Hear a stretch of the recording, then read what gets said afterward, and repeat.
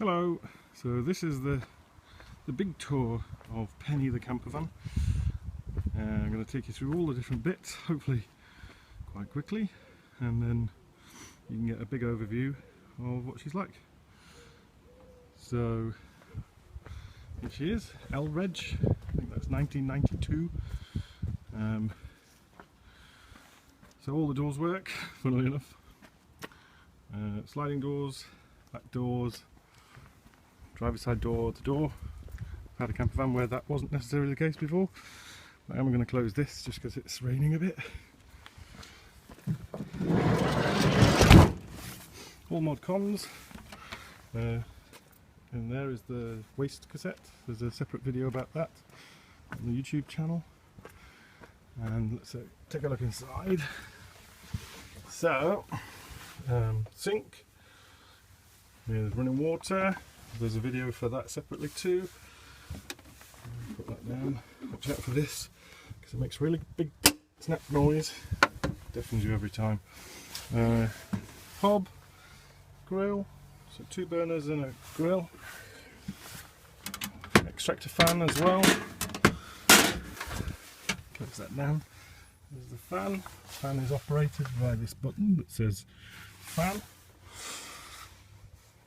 And inside here, the toilet. Oops. Separate videos about how to flush and use all that stuff. Scented candle because it makes it smell nice. Nighttime light, air vents up the top. This is where we store our gas. A 4.5 kg gas bottle is your main tap switch for the gas. There, regulators down there. And plenty of storage, just sleeping bags. There's a hanging space for coats and things as well. And that is where one of the tabletops is stored. So it's got kind of 2 separate mini tabletops rather than one large dining room table, if you see what I mean. Cupboards for food, and then that's where your individual gas unit taps are. So let's just see if we can change the thing on that. So you've got the grill, the fridge and the heater. They've all got separate cut-off switches there. And under this one, this is the main trip units, fuse box for the mains and the 12-volt system running around it. And the fridge, there's a separate video for how to use the fridge on gas. Everything else is pretty straightforward. Sink, more storage. And I mean, she's in really good condition. I can't stress that enough for a 21-year-old camper van. Maybe 22, but you know, even the press studs that hold the bowls in, that's all original. They're all still in really good working order.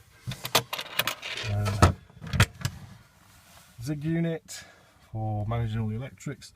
So the water pump is calibrated right now, and so it's empty. I've drained the whole system.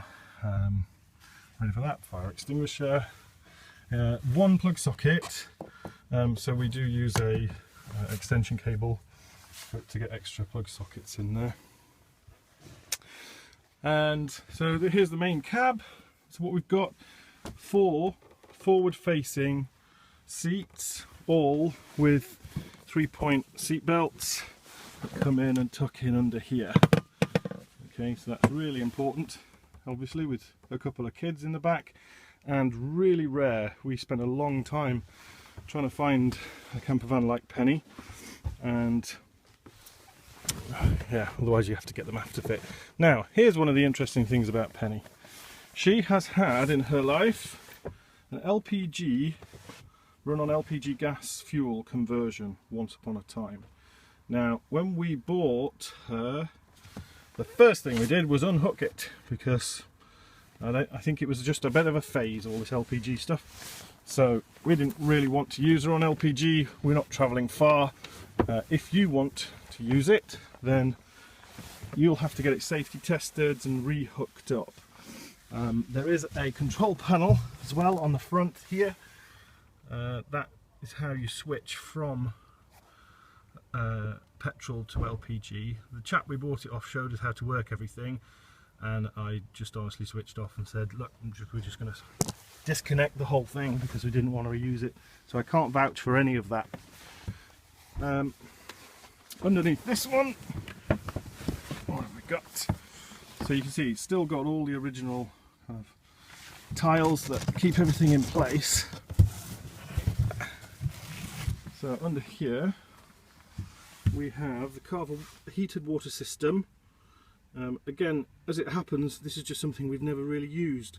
We've got full instructions of how everything works, but we just boil the kettle if we want some hot water. And especially if you're not on electric hookup, you basically can't use it because it'll drain your battery in one go, really, using that. And next to that we've got the Propex heater. So, oops, see him again. So that requires a good bit of juice to get started up, and then once it's up and running, see the heat vents are here. Works all off a thermostat, and I can show you that in a second. Pop that back.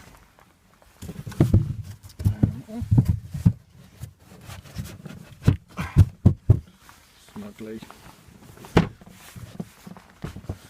And yeah, control unit. So Propex, when you want to start this, you twist it all the way to full and put it on fan, and that puts it on a 6-minute warming cycle, and then you switch it onto flame to use it on the gas bottle, and then it will just use the thermostat to work out. It probably won't fire up at the moment because we're not hooked up to mains. And then that's the water heater unit. It's got a separate fuse switch to turn it on and off, and you switch this switch all the way down. The lights will tell you what to do next. Full history, everything. This is the original rule book of how it all works. All the history, all the documentation, everything going back. We also had a full habitat check earlier this year, which she passed, which was good. And yeah, we had the fridge hooked up back onto gas repair done, so that was fine.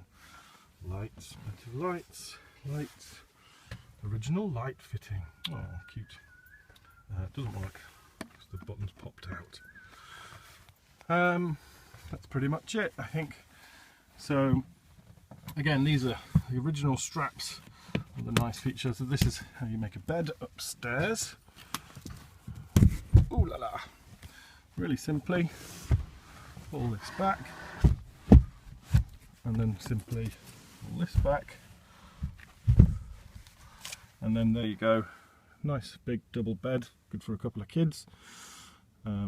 We've made some blackout blinds because just these bits of old tarpaulin stuff, because they wake up really early with those rubbishy curtains. But there you go, they're pretty, but they're not functional, so make sure you make it nice and dark up there so they don't get up too early in the morning.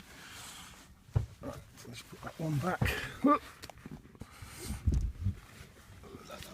And I'm just going to talk you through the next bit because I can't do it and video at the same time. But basically, downstairs, what happens is these two seats swivel around. I'm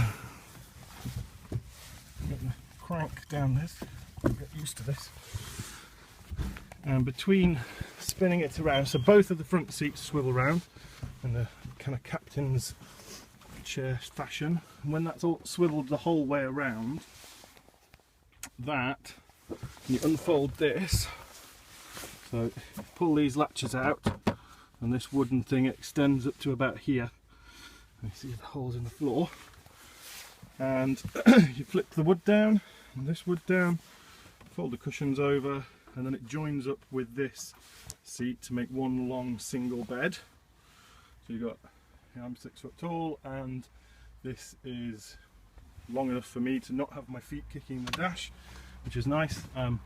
My wife sleeps on this side because you do get a bit of steering wheel on the foot, but she's not 6 foot tall, so that's good.